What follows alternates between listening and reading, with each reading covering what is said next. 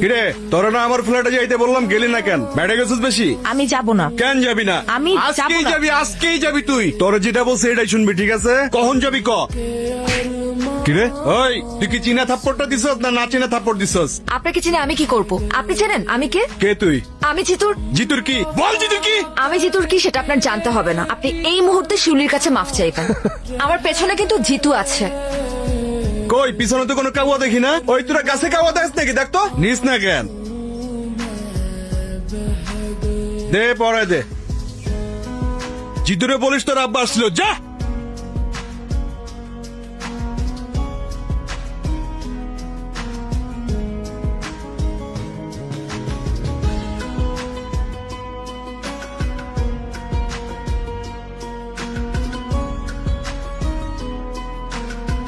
বড় ভাই, ইউনিভার্সিটিতে সুযোগ সুবিধা পাই না। আজকে যেহেতু এখানে চলে আসছেন ঠিকঠাক ভাবে বানাবো। ওই গেটটা লাগা। ভাই জিতু ভাই তোকে ডাকে গেল মেরে দিচ্ছে। খুব ভালো হয়েছে, বড় ভাই নিজেই গেটটা আটকাই দিচ্ছে। ওই বাইরে হাসপাতালে পাঠানোর ব্যবস্থা কর।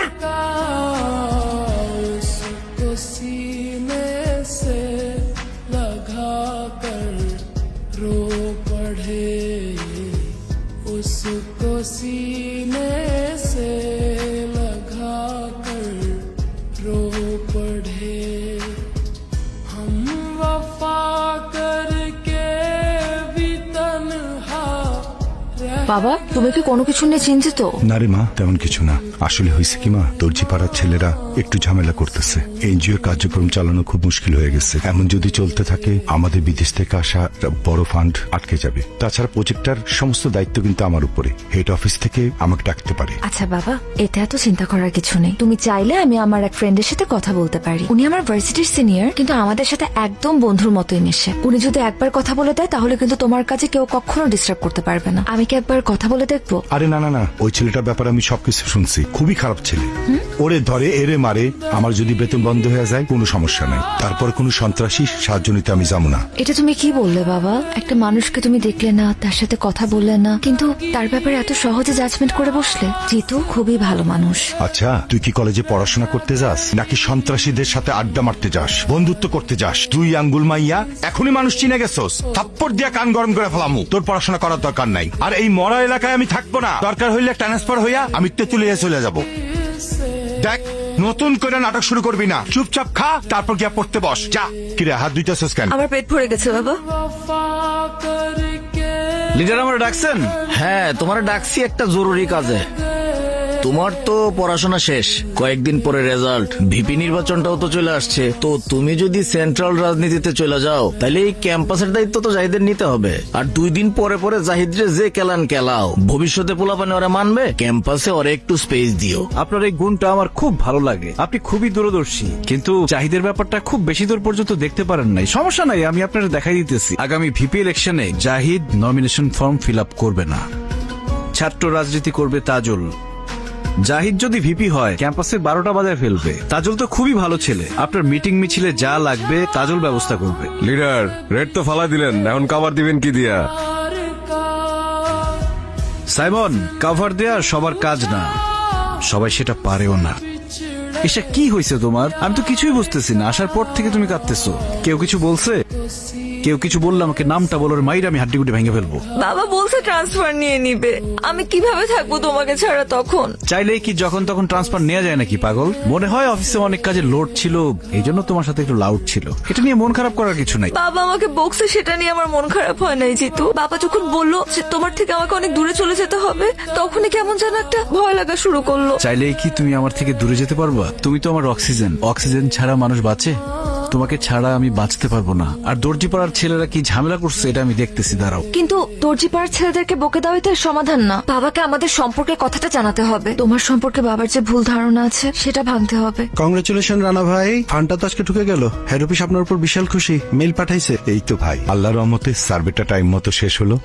তার উপরে দর্জি পাড়ার যে ছেলেগুলা ডিস্টার্ব করলো না, সব মিলা হইলো আর কি। শুনলাম জিতু নাকি ওই ছেলেদের ডাইকা ইচ্ছা মতো থাপড়াইছে, আপনার কাছে ডিস্টার্ব করছিল বইলা। আর থাপড়াইবো না কেন ভাই, আপনি তো যেই সই লোক না। জিতুর হবু শ্বশুর বইলা কথা। আপনি ভাই আইসাই একটা বাজি মাইরা দিচ্ছেন। এখন দেখবেন শুধু দর্জিপাড়া পুরো এলাকায় আপনার কথা শুনবো। কাজ করছেন ভাই একটা। एक प्यार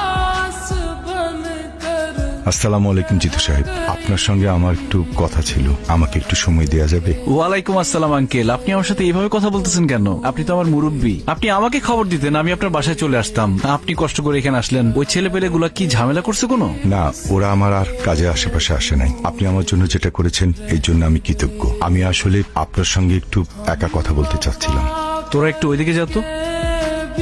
আমার মেয়ে এসা বয়স কম, ও এই কঠিন দুনিয়ার অবস্থাটা বোঝে না। ও একটা ফ্যান্টাসির মধ্যে বসবাস করতেছে।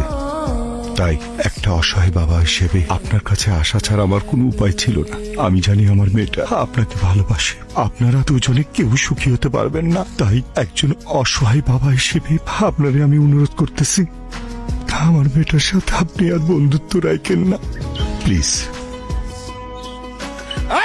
পোস্টার চেক সব চেক পুরা ক্যাম্পাসে শুধু আমার পোস্টার থাকবে আর কারো পোস্টার থাকবে না। আর শোন তাজুল, তোর শুধু আমি পারমিশন দিছি একটা প্রতিপক্ষ লাগে, তার মানে এই না তুই ভিপি হয়ে গেছস। এই বেটা, তুই যদি চিন্তা করো যে এই কলেজের ভিপি হবি, এই যে পোস্টারটা দেখতেছস না, পোস্টারের মতো একদম তোর একটাই না ছিঁড়া ফেলামো।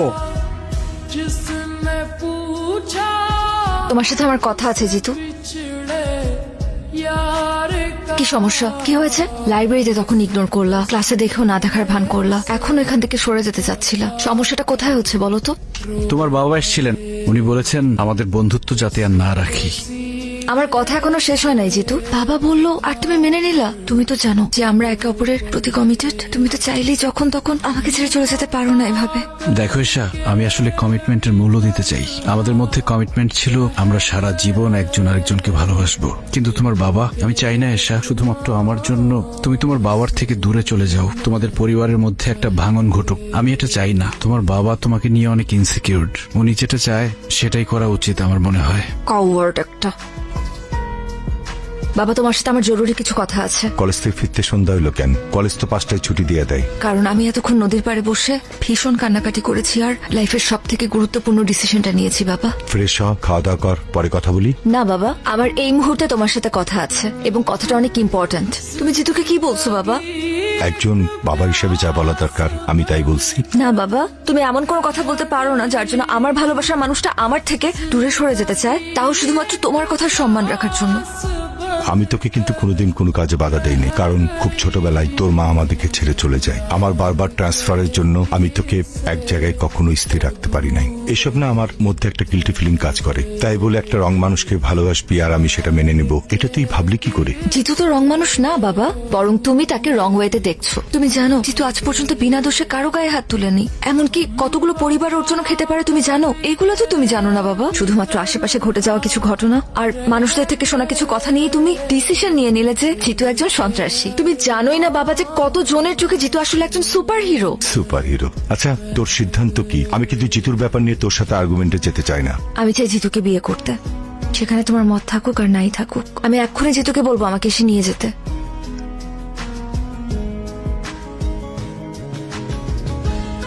আমি সিদ্ধান্ত নিছি তোর ব্যাপারে জিতুর সাথে কথা বলবো। তুই ওকে ডাক দে, পারলে আজকে রাতে। থ্যাংক ইউ বাবা, আমি এখনই কল দিচ্ছি। जिसने হ্যালো, কোথায় তুমি?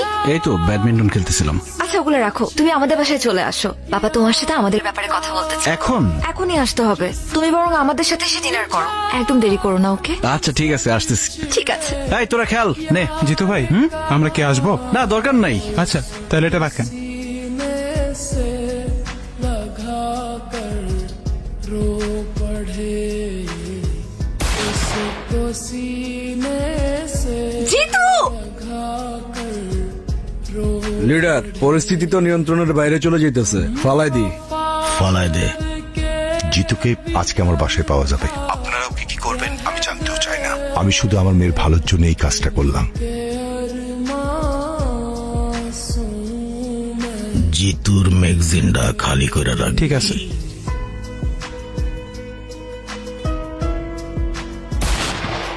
Thank you uncle.